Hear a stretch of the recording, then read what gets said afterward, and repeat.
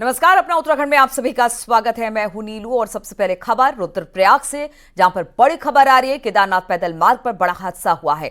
पहाड़ी से बोल्डर और पत्थर गिरे हैं। बोल्डर की चपेट में आने से 3 श्रद्धालुओं की मौके पर मौत हो गई है, जबकि 8 श्रद्धालु घायल हैं, जिन्हें एसडीआरएफ की टीम ने अस्पताल में भर्ती करा दिया है। चीड़वासा में भूस्खलन से यह हादसा हुआ है। तस्वीरें हम आपको दिखा रहे हैं किस तरह से बारिश और पहाड़ से गिरते मलबे ने उत्तराखंड के लोगों के लिए और उत्तराखंड आने वाले लोगों के लिए जान जोखिम में डाल दिया है। एक बड़ा हादसा केदारनाथ पैदल मार्ग पर हुआ है।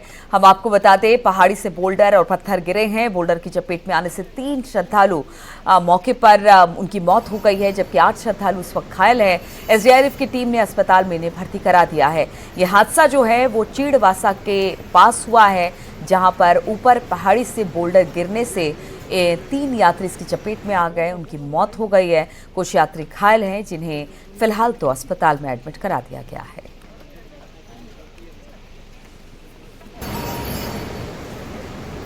तो केदारनाथ पैदल मार्ग पर यह बड़ा हादसा हुआ है। संदीप इस वक्त और अधिक जानकारी के साथ जुड़ गए हैं। संदीप, पहले तो ये बताइए कि जो केदारनाथ का ये रूट है, कहां पर यह हादसा हुआ है और जो घायल हैं उनकी हालत किस तरह की है, और जो 3 यात्री मारे गए हैं वो कहां के हैं? जी बिल्कुल, आपको बता दें कि अभी जो ये घटना है जो केदारनाथ और गौरीकुंड पैदल मार्ग पर चीरबासा नामक स्थान है जहाँ पे घटना हुई है। और ये घटना आज सुबह 7 से और 7:30 और 8 बजे के बीच की घटना है ये। और इसमें अभी तक 3 लोगों की मौत हुई है, जो अभी स्पष्ट आंकड़े आए हैं। 3 लोगों की इसमें मौत हुई है और जिनकी शवों का पंचनामा भर के इनको पोस्टमार्टम के लिए भेज दिया है। और इसमें जो घायलों की संख्या हालांकि वो बढ़ गई, क्योंकि घायलों की संख्या 8 है इसमें पहले, क्योंकि जो कुछ लोग चोटिल हैं, जो 4 से 5 लोग हल्की फुल्की चोटें उनको आई हैं और 2 लोग जिनको गंभीर चोटें आई, तो कुल 8 लोग यहाँ पर हैं जो घायल हुए हैं। 3 लोगों की मौत हुई है। जी, और ये कहाँ के रहने वाले जो 3 लोग मारे गए, इनका कुछ पता चल पाया है क्या संदीप? जी बिल्कुल, आपको बता दें इसमें वेरिफिकेशन किया जा रहा है पुलिस द्वारा अभी कि इसमें स्पष्ट नहीं, क्योंकि अलग अलग जगहों के यात्री बताए जा रहे हैं। क्योंकि एक समूह के साथ यात्री वहाँ पे चलते हैं। आपको बता दो कि केदारनाथ का पैदल मार्ग है, उसमें भारी भीड़ आजकल फिर से श्रावण के मास में इस बार फिर से श्रद्धालुओं की भारी भीड़ वहाँ पे रहती है। क्योंकि श्रावण मास में बहुत अधिक संख्या में वहाँ पे श्रद्धालु आते हैं और ऐसे में बताया जा रहा है कि अलग अलग जगहों के श्रद्धालु हो सकते हैं, जिसमें अभी पुलिस और तमाम टीमों द्वारा वहाँ पे वेरिफिकेशन किया जा रहा है, जिसके बाद स्पष्ट हो पाएगा कि कहाँ के श्रद्धालु हैं। ठीक है, बहुत बहुत शुक्रिया आपका संदीप जानकारी देने के लिए।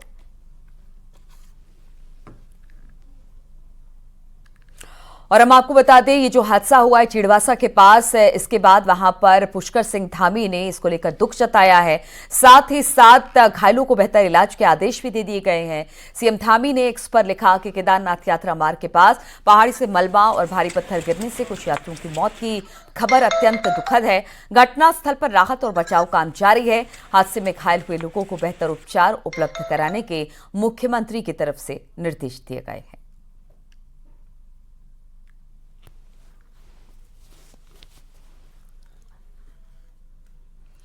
चमोली के थराली में भारी बारिश के बाद तबाही हुई है। तेज बारिश के बाद बरसाती जो नाले थे वो उफान पर आ गए, जिससे सूना गांव को जोड़ने वाला निर्माणाधीन वैली ब्रिज बह गया। इसके साथ ही प्राणमती नाला उफान पर है, जिससे पूरे क्षेत्र को जोड़ने वाले संपर्क मार्ग में भारी तबाही देखने को मिली है। तस्वीरें हम आपको दिखा रहे हैं। आज और कल 2 दिन और भारी बारिश का अलर्ट है, तो स्थिति और खराब हो सकती है। लेकिन उससे पहले ही पूरे क्षेत्र में इस वक्त काफी स्थिति खराब है चमोली के, जहां पर थराली में भारी बारिश के बाद तबाही हुई है। तेज बारिश के बाद बरसाती नाले उफान पर हैं, जिससे सूना गांव को जोड़ने वाला जो निर्माणाधीन वैली ब्रिज था वो बह गया। इसके साथ ही प्राणमती नाला भी अपने पूरे उफान पर है, जिससे जो जितने संपर्क मार्ग आसपास के गांव के हैं वो भी बताया जा रहा है कि तबाह हो चुके हैं।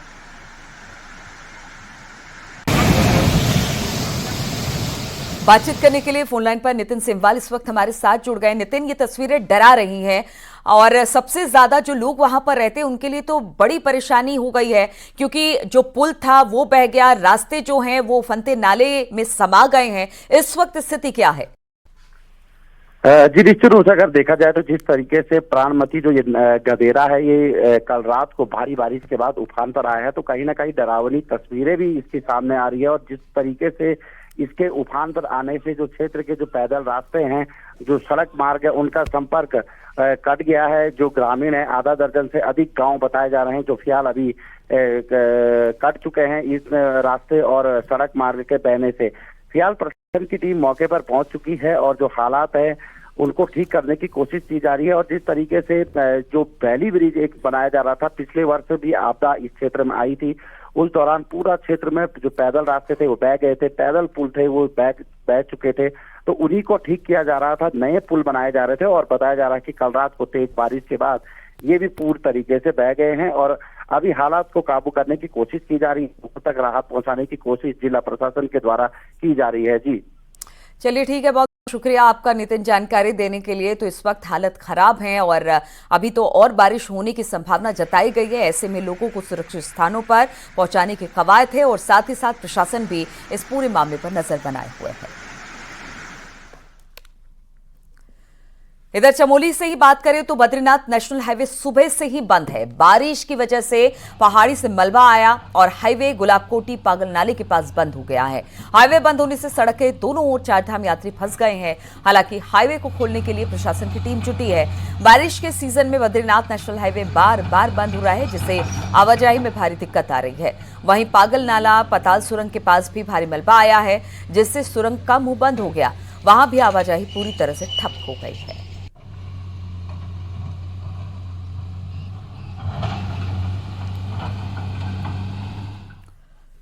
वहीं उत्तरकाशी में गंगोत्री नेशनल हाईवे बंद हो चुका है। तेज बारिश के बाद बिशनपुर के पास पहाड़ी से मलबा और पत्थर सड़क पर गिर रहे हैं, जिससे सड़क पूरी तरह से बंद हो चुकी है।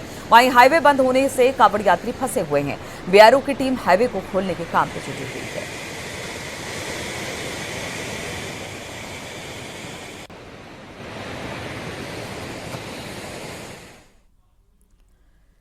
पिथौरागढ़ में तेज बारिश से काली नदी उफान पर आ गई है और काली नदी चेतावनी स्तर से 10 मीटर तक ऊपर बह रही है, जिससे धारचूला, जौजीबी, बलुआकोट, झूला घाट के लिए खतरा बढ़ गया है। प्रशासन ने नदी के किनारे रहने वाले लोगों से अलर्ट रहने को कहा है। पिथौरागढ़ के आसपास जो पूरा इलाका है वहां पर नदी पूरे उफान पर है और जो नदी के किनारे लोग रह रहे हैं उनसे कहा गया है कि वो अलर्ट पर रहे, क्योंकि नदियां लगातार कटान कर रही हैं, नदियों की चौड़ाई बढ़ती है, तो ऐसे में जो किनारे रहते हैं लोग वो उनको बहाकर ले जाते हैं, इसलिए उनसे सतर्क रहने की बात प्रशासन ने कही है। तो वार्निंग लेवल से 10 मीटर ऊपर इस वक्त नदी बह रही है। सबसे बड़ी बात यह है कि जो नदी के किनारे लोग हैं उनको काफी दिक्कत हो जाती है, खासतौर पर जो पूरा इलाका है वो धारचूला, जौलजीबी, बलुआकोट, झूला घाट के लिए खतरा बढ़ गया है। प्रशासन ने नदी के किनारे रहने वाले लोगों को अलर्ट जारी कर दिया गया है। नदी में आप देख सकते हैं कितना रौद्र रूप इस नदी का है, लगातार कटान भी हो रहा है और 10 मीटर ऊपर जलस्तर भी बताया जा रहा है। विजय वर्धन हमारे साथ इस वक्त जुड़े हुए हैं। विजय, अगर इस पूरे इलाके की बात की जाए, धारचूला, जौलजीबी, बलुआकोट, झूला घाट, ये सारे इलाकों में इस वक्त खतरा है। इस खतरे से निपटने के लिए प्रशासन क्या कर रहा है और क्या लोगों से कहा गया है कि समय रहते आप यहां से चले जाइए वरना कोई बड़ा हादसा हो सकता है? निश्चित तौर पर जो जो नदी का जलस्तर बढ़ रहा है, प्रशासन उसी तरीके से अलर्ट भी है। एसएसबी हो या सिंचाई विभाग हो, जिला प्रशासन, राजस्व विभाग, तमाम लोगों ने अलर्ट जारी किया हुआ है कि खासकर जो नदी से एकदम सटे हुए इलाकों में लोग रहते हैं वो सुरक्षित स्थानों की ओर जाएं। इसके लिए बाकायदा सिंचाई विभाग की टीमें भी गठित कर दी गई हैं, ताकि अगर कोई खतरे वाले इलाकों में है तो उन्हें वहां से हटाया जाए। अभी जिस तरीके से मौसम विभाग ने भी अलर्ट जारी किया हुआ है कि अगले 24 घंटे तक भी यहाँ तेज बारिश हो सकती है, तो निश्चित तौर पर नदी का जलस्तर और बढ़ेगा और संभवतः ये है कि ये जो एक डर है, एक खतरा जो नदी का है वो बना रहेगा, तब तक बना रहेगा जब तक कि मौसम का मिजाज कुछ ठीक नहीं होता है। जी ठीक है विजय, बहुत बहुत शुक्रिया जानकारी देने के लिए। तो जब तक मौसम का मिजाज ठीक नहीं हो जाता है तब तक जो किनारे रहने वाले लोग हैं वो अपने जान की परवाह करते हुए अपने आप को वहां से दूसरी जगह विस्थापित करें, ऐसे हम लगातार गुजारिश कर रहे हैं। और नदी के जलस्तर को देखते हुए यही कहा जा सकता है कि वहां पर सुरक्षा व्यवस्था भी होनी चाहिए। और उत्तराखंड में बारिश का रेड अलर्ट जारी हुआ है। मौसम विभाग ने आज और कल के लिए अलर्ट जारी किया है। कुमाऊं के नैनीताल, चंपावत और उधम सिंह नगर के लिए रेड अलर्ट जारी हुआ है, जबकि पिथौरागढ़, अल्मोड़ा, बागेश्वर और पौड़ी के लिए ऑरेंज अलर्ट जारी हुआ है। टिहरी, रुद्रप्रयाग, चमोली के लिए येलो अलर्ट हुआ है जारी। मौसम विभाग ने उसे सतर्क रहने की भी अपील की है।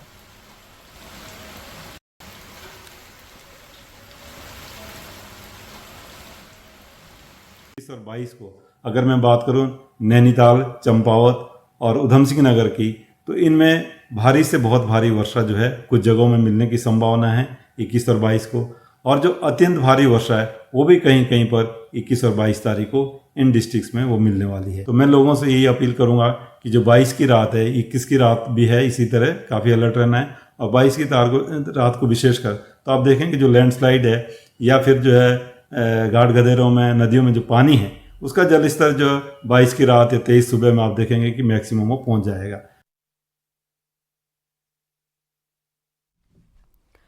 नैनीताल में मौसम विभाग ने बारिश का रेड अलर्ट जारी कर दिया, जिसके बाद प्रशासन अलर्ट है। इसके साथ ही नैनी झील के स्तर पर भी, जल स्तर पर भी नजर रखी जा रही है। डीएम नैनीताल ने सिंचाई विभाग को निर्देश दिया है कि सिंचाई विभाग को कहा है कि झील की लगातार मॉनिटरिंग करे और झील के गेट को समय रहते चेक करे। अगर झील में पानी बारिश के दौरान ओवरफ्लो होता है तो समय पर निकासी भी की जाए। आपको बता दें कि अक्टूबर 2021 में झील के गेट लॉक हो गए थे, जिसके चलते रोड के साथ तल्लीताल में पानी भर गया और वहीं भवाली रोड में आपदा जैसे हालात बन गए। लेकिन अब पहले ही सिंचाई विभाग को एक्टिव रहने को कह दिया गया है। उनका जो गेट सिस्टम है सिंचाई विभाग का, क्योंकि पूर्व में 2021 में बहुत ज़्यादा जो है जो आपदा की वजह से और बहुत ज़्यादा अतिवृष्टि होने की वजह से वहाँ समस्या आई थी और झील जो है वो ओवरफ्लो होकर पानी मॉल रोड और अन्य सड़कों को नुकसान हुआ था। तो ऐसी स्थिति दोबारा उत्पन्न ना हो, इसमें बीच बीच में निकासी भी होती रहे।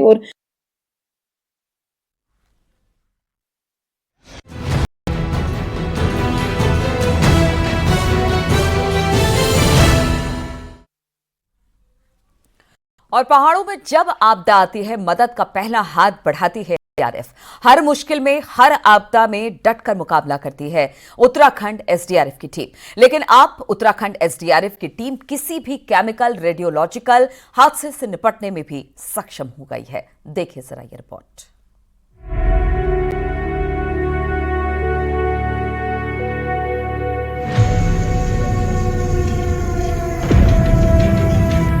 एसडीआरएफ यानी स्टेट डिजास्टर रिस्पांस फोर्स, वो टीम जो उत्तराखंड के लोगों के लिए आपदा के वक्त देवदूत साबित होती है। लैंडस्लाइड हो, बाढ़, बारिश हो या फिर कोई और आपदा, लोगों की मदद के लिए हर मुश्किल में चट्टान की तरह होते हैं एसडीआरएफ के जवान। लेकिन उत्तराखंड में एसडीआरएफ केवल अब प्राकृतिक आपदाओं तक सीमित नहीं रह गई है, बल्कि किसी भी प्रकार की आपदा जिसमें रेडियो एक्टिव गैस रिसाव भी शामिल है, उससे निपटने के लिए भी तैयार है। वहीं गहरे पानी के अंदर होने वाले रेस्क्यू के लिए भी एसडीआरएफ ने स्पेशल टीम तैयार की है। एसडीआरएफ के जवान अब उत्तराखंड ही नहीं, बल्कि देश के अलग अलग राज्यों में हर प्रकार की आपदा में रेस्क्यू करने के लिए सक्षम है। नॉर्थ इंडिया में एसडीआरएफ के पास सबसे हाईटेक उपकरणों के साथ साथ एक्सपर्ट की टीम भी मौजूद है। बीते दिनों देहरादून में एक रेडियो एक्टिव मटेरियल की सूचना पर एसडीआरएफ के जवान मौके पर पहुंचे, जिसमें जवानों ने पूरे रेडियो एक्टिव मटेरियल को कब्जे में लेकर अपनी जांच की थी। रेडियो एक्टिव मटेरियल बहुत ही पावरफुल होता है और खतरनाक भी साबित हो सकता है, जिससे निकलने वाली किरणों से कई प्रकार की दुर्घटनाएं होने का अंदेशा बना रहता है। लेकिन उत्तराखंड एसडीआरएफ ऐसे हालात से निपटने के लिए अब हर प्रकार से तैयार है। उत्तराखंड एसडीआरएफ के पास CBRN यानी कि केमिकल, बायोलॉजिकल, रेडियोलॉजिकल और न्यूक्लियर हमलों से निपटने के लिए एक यूनिट तैयार की है, जो हर प्रकार के केमिकल, रेडियोलॉजिकल और न्यूक्लियर आपदा से निपटने में सक्षम होगी। ट्रेनिंग से ट्रेंड हमारे यहाँ करीब 54 जवान हैं, जो उनको इस तरह डिप्यूट किया गया है कि जितनी भी हमारी यूनिट हैं उनमें CBRN के जवान नियुक्त रहें। इससे ये जो केमिकल, बायोलॉजिकल, रेडियोलॉजिकल और न्यूक्लियर अगर कोई इंसिडेंट होता है तो उसमें ये हमारे पास पर्याप्त इक्विपमेंट भी हैं और ट्रेंड जवान हैं जो इसमें काम कर सकते हैं। CBRN आपदाएं ऐसे होती है जो स्वास्थ्य, पर्यावरण और पूरे समाज पर विनाशकारी प्रभाव डाल सकती है। एसडीआरएफ की टीम केवल उत्तराखंड ही नहीं, बल्कि नॉर्थ इंडिया में CBRN मामले में NDRF के बाद दूसरे नंबर। उत्तराखंड की एसडीआरएफ आज के डेट में किसी भी प्रकार के रेडियो एक्टिव केमिकल, गैस और किसी भी प्रकार की जो बड़ी आपदाएं आती हैं उनको निपटने के लिए आज के डेट में सक्षम है। आप देख सकते हैं कि अभी हम एसडीआरएफ की उस विंग में यहाँ पहुंचे हैं जो कि CBRN पूरी टीम है। यहाँ पे पूरी हर प्रकार के यहाँ पे उपकरण हैं। क्या कुछ उन उपकरणों के बारे में है, क्या कुछ ये उपकरण काम में आते हैं, जान लेते हैं। किसी भी गैस फॉर्म में हम जाते हैं, कहीं गैस का टॉक्सिक गैस का रिसाव हो गया, कोई रेडियोलॉजिकल संबंधित घटना हो गई, तो स्किन और अपना इंटरनल और भारी संकट से बचने के लिए हम इनको पहनते हैं सर। तो ये हमारा परमीबल सूट है जो आपके सामने इक्विपमेंट दिख रहे हैं, ये हमारा परमीबल सूट है।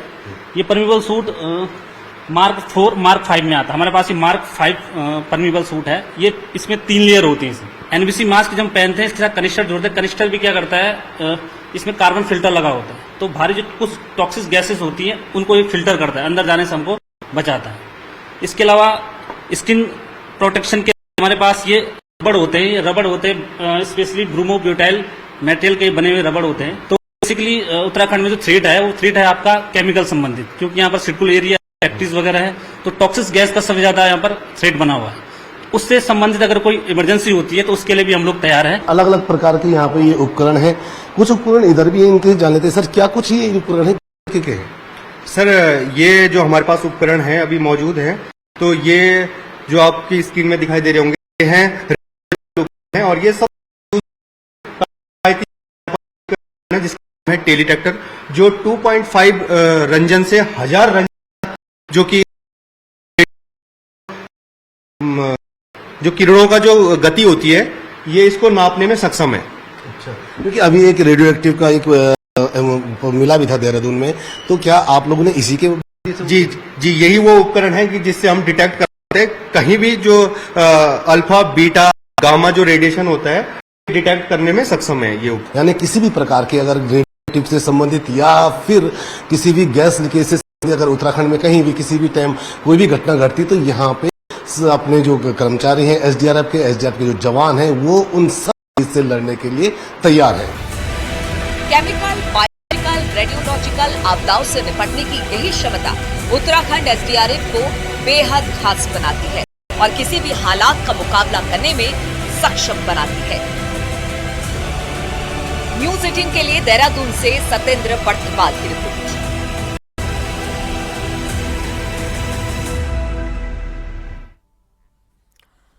और हल्द्वानी में एक बार फिर कुछ युवा कानून व्यवस्था को ठेंगा दिखाते हुए नजर आए। यहां पर शनिवार रात मुखानी थाना इलाके में कुछ युवा भड़ गए और फिर खुलेआम गाली गलौज और मारपीट की गई। हैरानी की बात यह रही कि पूरी घटना थाने से महज 500 मीटर की दूरी पर हुई। पुलिस अभी तक इस मामले में किसी की गिरफ्तारी नहीं कर पाई है। इस मारपीट का वीडियो सोशल मीडिया पर वायरल हो रहा है।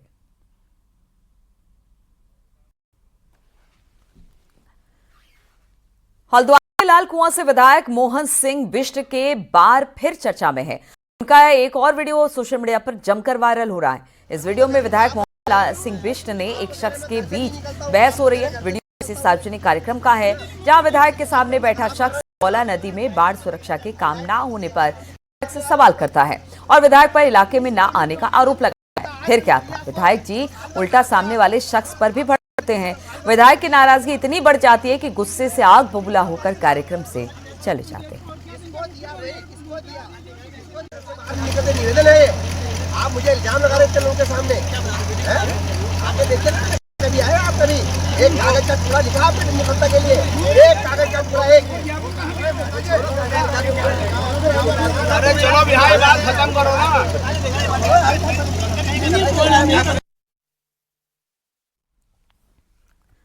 कावड़ यात्रा के दौरान होटल ढाबा मालिकों की पहचान को लेकर घमासान मचा हुआ है। वहीं हरिद्वार के ज्वालापुर में कई मुस्लिम परिवार पिछले कई सालों से अपने हाथों से कावड़ तैयार कर रहे हैं, जो न सिर्फ हिंदू मुस्लिम एकता की मिसाल पेश करते हैं बल्कि अपने लिए रोजगार भी जुटाते हैं।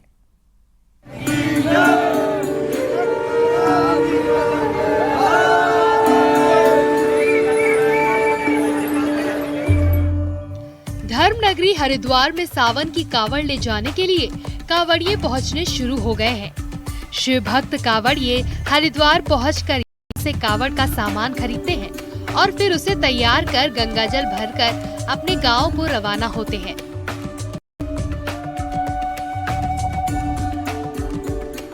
ये देश की कौमी एकता की मिसाल ही है कि आस्था की सबसे बड़ी यात्रा के लिए कावड़ तैयार करने वाले ज्यादातर कारीगर मुस्लिम हैं।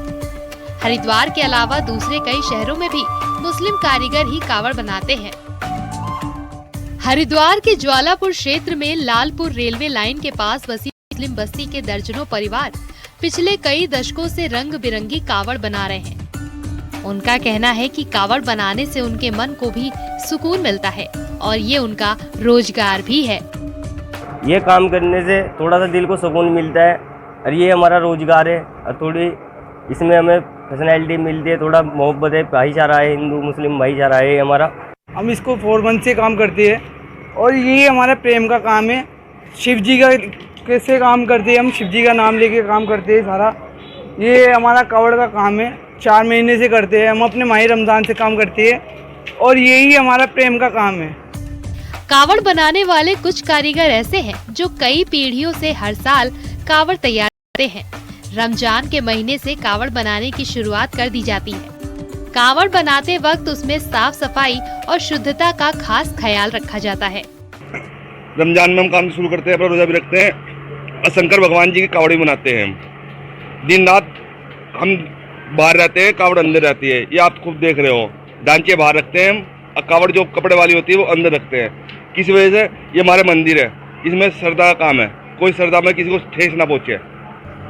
होटल ढाबों के बाहर नाम लिखवाकर ढाबा मालिकों का मजहब दिखाने को लेकर इन दिनों सियासत गरमाई हुई है। राजनीतिक दल अपना अपना सियासी नफा नुकसान देखकर बयानबाजी कर रहे हैं। इस बीच हरिद्वार की ज्वालापुर में कावड़ के ये कारीगर हिंदू मुस्लिम और कौमी एकता की सच्ची मिसाल पेश कर रहे हैं। न्यूज़ 18 के लिए हरिद्वार से पुलकित शुक्ला की रिपोर्ट।